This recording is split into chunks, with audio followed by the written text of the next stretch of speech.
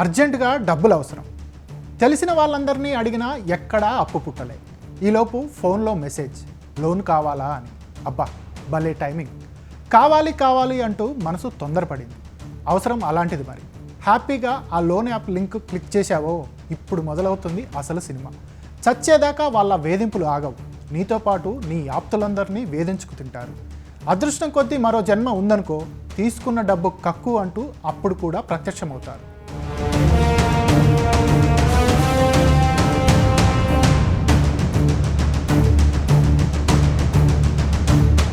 అవసరాలను ఆసరాగా చేసుకొని బలహీనతను సొమ్ము చేసుకుంటున్న లోన్ యాప్స్ ప్రజలను ఎలా ముగ్గులోకి లాగుతున్నాయో తెలుసా? ఈ లోన్ అప్లికేషన్స్ ఎలా ఉంటాయంటే ప్లే స్టోర్లో ఎన్బిఎఫ్సిస్ పర్మిషన్స్ లేకుండా, ఆథరైజేషన్ లేకుండా ఉంటాయి. తెలియకుండా వాడి అడ్వర్టైజ్మెంట్ ఎలా ఉంటుందంటే, మీకు లోన్ కావాలా, రోజుకి 10,000 నుంచి 10 లక్షలు ఇస్తాము, మీకు తక్కువ ఇంట్రెస్ట్ అని చెప్పి ఒక జస్ట్ ఇమేజ్ ఉంటుంది. తెలియక అవగాహన లేని నాలాంటి వాళ్ళందరూ క్లిక్ చేయడం ద్వారా అప్లికేషన్ బ్యాక్గ్రౌండ్లో ఆటోమేటిక్గా డౌన్లోడ్ అయిపోతుంది. వాట్సాప్ మెసేజ్ల ద్వారా కూడా వస్తుంటాయి. యువర్ శాంక్షన్ 5 lakh లోన్ అంటాడు.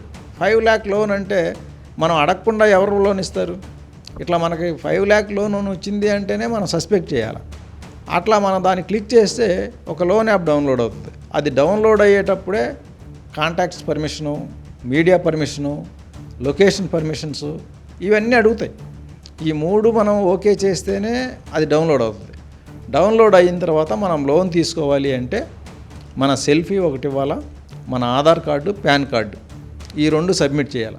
లోన్ యాప్స్ మనల్ని బుట్టలో వేసుకోవడమే కాదు, వాళ్ళు మోసపోకుండా ఉండేందుకు పకడ్బందీగా వల వేస్తారు.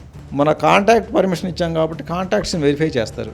ఇందులో ఎక్కువ కాంటాక్ట్స్ ఉన్నాయా లేవా, లేకపోతే లోన్ తీసుకునే పర్పస్లో మనల్ని మోసం చేయడానికి ఏదో ఒక 15 100 ఫేక్ కాంటాక్ట్స్ క్రియేట్ చేశారా అనేది వెరిఫై చేస్తారు.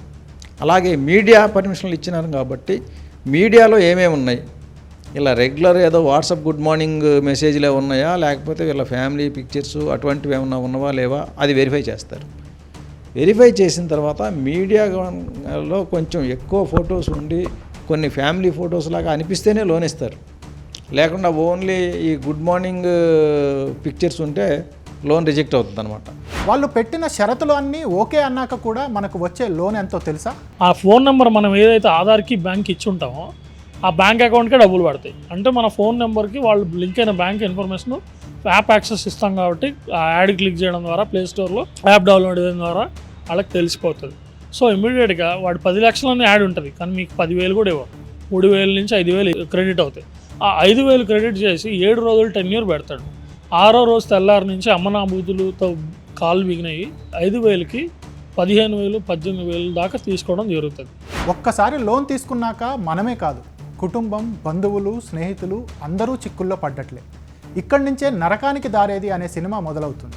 మన ఫోన్ డేటా డౌన్లోడ్ చేయడం ద్వారా మన ఫోన్ యాక్సెస్ వాళ్ళకి ఇస్తాం. జీమెయిల్, ఫొటోస్, కాంటాక్ట్స్, వాట్సాప్ అనేది వాళ్ళు కంట్రోల్ తీసుకుంటారు యాప్ డౌన్లోడ్ అవ్వడం ద్వారా. అప్పుడు ఏమవుతుంది, మన ఫొటోస్ వాళ్ళకి వెళ్తాయి. మన వాట్సాప్ డీపీ, జీమెయిల్లో ఉన్న ఫొటోస్, లింక్ అయిన ఫొటోస్ యాప్ జీమెయిల్కి లింక్ కదా, ఆ ఫొటోస్లో ఉన్న ఫొటోస్ మార్ఫింగ్ చేసి మనకే పెడతారు. ఇప్పుడు నువ్వు డబ్బులు నాకు క్రెడిట్ చేయలేదు లేదా ఇంత కట్టకపోతే నీ కాంటాక్ట్స్ అందరికీ ఫార్వర్డ్ చేస్తాను అంటాడు. ముందు డైరెక్ట్ విక్టిమ్కే కాల్ చేసి ఎవరైతే లోన్ తీసుకుంటారో వాళ్ళకి కాల్ చేసి బెదిరిస్తారు. మీరు లోన్ కడతారా, కట్టకపోతే మీ కాంటాక్ట్స్ అందరికీ కాల్స్ చేస్తాం అది బెదిరిస్తారు. అప్పటికే కట్టకపోతే కాంటాక్ట్లో ఎవరైతే ఉన్నారో వాళ్ళందరికీ కాల్స్ చేస్తారు. ఆ కాల్స్కి కూడా కట్టకపోతే కనుక ఈయన ఫోటో, సెల్ఫీ ఫోటో ఉంది కాబట్టి ఆ సెల్ఫీలో ఉన్న ఈయన ఫేస్ తీసుకెళ్ళి రకరకాల పార్న్ పిక్చర్స్కి మార్ఫింగ్ చేసేస్తారు. మార్ఫింగ్ చేసి దాని మీద చాలా బ్యాడ్ వల్గర్ కామెంట్స్ క్రియేట్ చేసి అవి కాంటాక్ట్స్లో ఉన్న వాళ్ళందరికీ పంపుతుంటారు.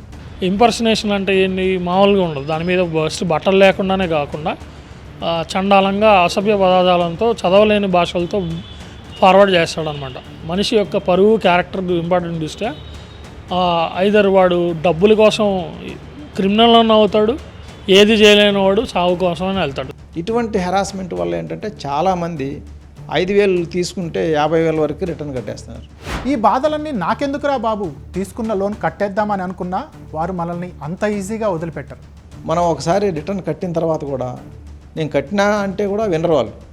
5,000 కట్టేసినా అంటే లేదు నువ్వు ఇంకా కట్టాలి అని చెప్పేసి ఇట్లా నంబర్ ఆఫ్ టైమ్స్ కట్టించుకున్న సందర్భాలు చాలా ఉన్నాయి. అసలు లోన్ యాప్ డౌన్లోడ్ చేసుకునేటప్పుడు ఎలాంటి జాగ్రత్తలు తీసుకోవాలి? వాటిల్లో ఫేక్ యాప్లను ఎలా గుర్తించాలంటారా?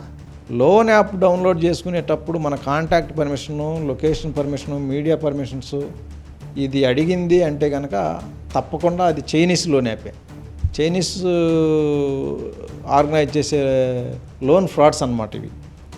అవి డౌన్లోడ్ చేస్తే మనం తర్వాత ప్రాబ్లం ఫేస్ చేయాల్సి వస్తుంది. కాబట్టి లోన్ తీసుకున్న వాళ్ళు ఎవరు కూడా కాంటాక్ట్స్ షేర్ చేసి తీసుకోకూడదు. లోన్ యాప్ డౌన్లోడ్ చేసుకునేటప్పుడు contact permission, media permission, location permission ఇవి అడుగుతారో అది ఫేక్ లోన్ యాప్ అని గమనించాలి. ఇవన్నీ కాదండి, అర్జెంటుగా లోన్ కావాలి, మరి ఎక్కడి నుంచి తీసుకోవాలనే డౌట్స్ ఉన్నాయా? ఇలా చేసి చూడండి. ఈ రోజుల్లో డిజిటల్ బ్యాంకింగ్ లేకుండా ఏ బ్యాంక్స్ ఉన్నాయి, యాప్స్ ఉన్నాయి. సో ఎన్బిఎఫ్సిస్ ఏదైతే ఫాలో అవుతున్నాయో వడ్డీల పరంగా వాటి పరంగా చూసుకొని మనం లోన్ యాప్స్లో కూడా డబ్బులు కూడా తీసుకోవాలి, లేదా బ్యాంక్ వెళ్ళి తీసుకోవాలని కోరుతున్నాను. నిపుణులు చెప్పే మాటలు కాస్త శ్రద్ధగా వింటే మనతో పాటు మన వారి జీవితాలు కూడా ప్రశాంతంగా ఉంటాయి. లేదంటే ఇక దేవుడిపైనే భారం వేయాలి.